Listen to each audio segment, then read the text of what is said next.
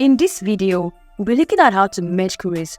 By merging queries, I mean merging data together, merging tables together. Remember how we treated lookup functions? The way we use the VLOOKUP and the HLOOKUP to look up for data from a main table, then draw it into the lookup table. With Power Query, we'll be looking up for data from another table, then merge it to the table we want it to be with, combining both tables together. Let's look at it.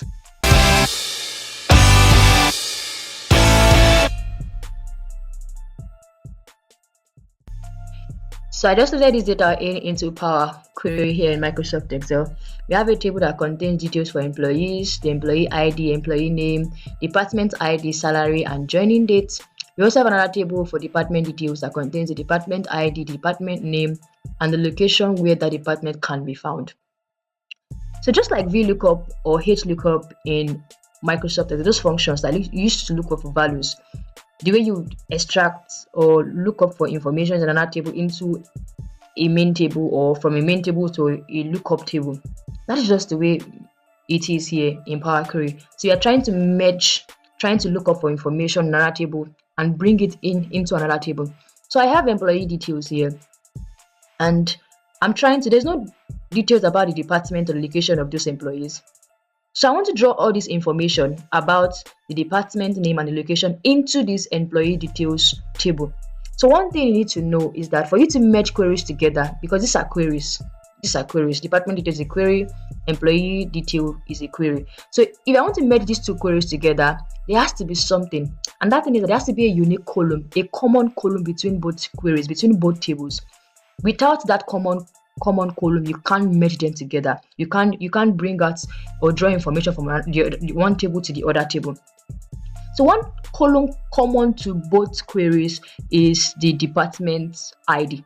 We can see department ID here. We can also see department ID here in the department details. So with this ID, we can draw the information about the department name and the location where it can be found into these employee details.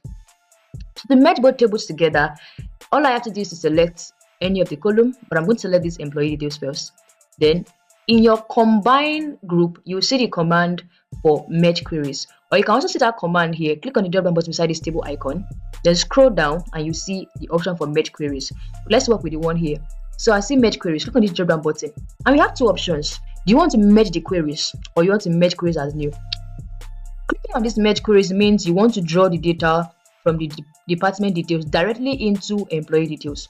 But clicking on merge queries as new means you want to create an entire query that will be a combination of these employee details and department details. So I'll click on merge queries as new. The moment you click on this command, we should have a dialog box for merge. So we have a dialog box here for merge. This is the table, employee details. You can see the details here. So what is the table you want to merge it to? I want to merge it with the department details. So it brings out all the informations under department details. So what is that common column between both columns? The common column is the department ID, and the one here it is also department ID. The moment I check both columns, I select both columns, you can see here the selection matches 10 of 10 rows from the first table. So we have the option for the join kind. Currently it's saying left outer join, that is all from this first table matching from the second table. So let's see other options. We have right outer, full outer, inner join, left anti-rows. We have right anti-rows. Okay, so let's look at this option. Let's look at this join kind. So let's check them out. So we have, set, right? This is a full join where you have set A, set B. These are the values on that set. This is for set A, this is for set B. Inner join, that is an intersection of the table A and table B. So let's look at it properly using the information that we're given. So checking this out, this is the employee details table, this is the department details table. So if we say left outer join means using that common column, that common values in the common column, you return all the data in this left table, then any row that matches the ID in the left table. Now you can see here, these are all the details here in the left column, in the left table, the employee details table. We have it here 1 to 6. These are the details. right? And if you look at this department ID, anywhere you see 101, it returns the sales and New York.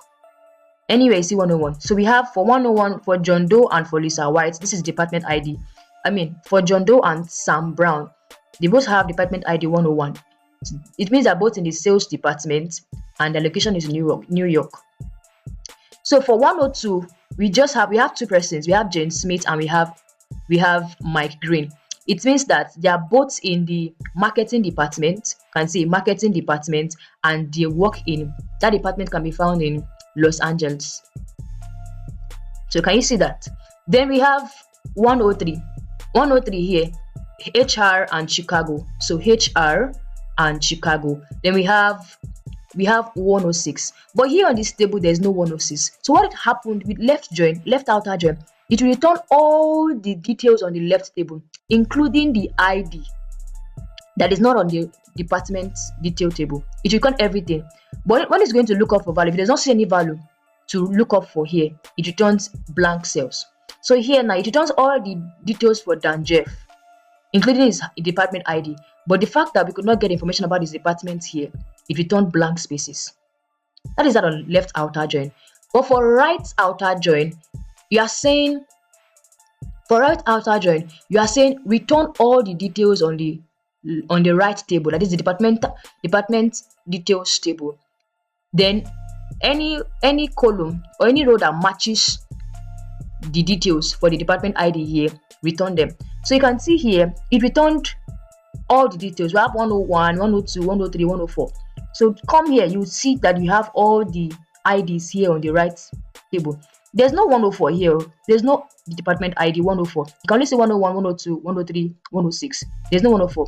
But for right outer join, it will return all the information on the right table. Then the ones that matches with it from the left table. So here we have all the details for IDs now. So where we don't have information or anybody that is in this department, it left that place to be what? To be blank. That is that on right outer join. Then the next one is inner join. For inner join is just saying look at the unique column on the right table and on the left table. Just pick the one that is common between them. So we have here the common IDs here is there's 101 here, there's 101 here, there's 102 here, there's 102 here, there's 103 here, there's 103 here, there's 104 here, but we don't have it here. There's 106 here, but we don't have it here. So the only column is going to return a column that contains the common IDs, that is 101, 102, and 103 alone. And that's why you're only seeing details for 101, 102, and 103 alone. This is inner join. So for full outer join, you are saying both all the IDs in the left table and the one on the right table, combine them together and form a table. So all has been combined. You can see we have 101, 102, 103, 104, and even 106. All the tables has been combined together based on that unique column that is common to both tables. Okay, so let's go back. So I'm sure I wanted to return all the details on the employees because I want to find the department of those employees. So I wanted to return all the details on the employees table, then match it to the details on the department details table. The next one option here is use fuzzy matching to perform the merge. This I'm not going to check these boxes because I'm not dealing with a numerical column. What do I mean? Let's check this again. So come here. When I say fuzzy match, it means if you're dealing with a numerical column that on the other table you are seeing the numbers like this, but on the lookup table you are seeing the numbers in ranges. So here you can see that 22, you can say 22 falls in the range of 10 to 30, right? 50 falls in the range of 31 to 50. So if you have a unique column containing this kind of data, if you check that fuzzy match, Power Query would help you match the column based on looking at, okay, is it exactly or does it fall in the range? It would match the column like that. But we are not working with a numerical column for us to check fuzzy match. So I'll just leave it at that. You can see selection match made 10 of 10 rows from the first table. I'll just hit OK. And we have a new query here. Now this query contains the employee name, the ID, the department ID, the salary, the joining date. But now you can only see table. So for you to expand this, you can see this node. Click on this node here. Then you see the options here. So I'll just uncheck all. I'm not going to select department ID again because we have department ID here already. So I'll only check the department name and location. So you can see use original column name as prefix. It means it's going to show the column names as department details dot department name, department details dot location. Let's leave it like this and see what happens if we leave this checked. So I'll hit OK. So can you see now that it's used the department name, the table name, as a prefix for the name of the column. So if you want to undo this, you want to change the name, just come back here, click on this drop down button, not button, the settings icon here, and you can fix that. So all you have to do is just come here and remove this from here, then hit OK. So can you see that we just merge this employee details to the department details? We drew the information from here, the department details table, into the employee details to form a new query. So I can just rename this to full employee details. So differentiate it. This is that on merging. So what if I want to, I've not been showing us how we can load in. I want to load this data back into Microsoft Excel. So if you click on close and load, it loads the data directly into Microsoft Excel. But to get other options, click on this close and load to. So you get other options. I'm waiting for it. So you can either load into table, which you load it directly into a sheet here in Microsoft Excel, or you load into pivot table report, or you load it directly into pivot chart, or you only create connection with data in Power Query. You can create connection. You don't have to load it in. Or you have to just, when you click on create connection, the data will be in Power Query, or you are connected to it here right in your Microsoft Excel. So, or it will ask you where do you want to put the data, anyhow you want to do it. So if I click on pivot, I click on table and I hit OK, it will load the data. Can you see the data now? We have it here full. You'd see it's trying to load data. Can you see it? Loaded data in directly into Microsoft Excel. Very, very easy and very simple. This is how you merge your queries, merge your table in Microsoft Excel using Power Query. I hope you understand all that I've explained so far. Alright, do well to practice as usual. Don't sleep on this. See you in our next video. Bye.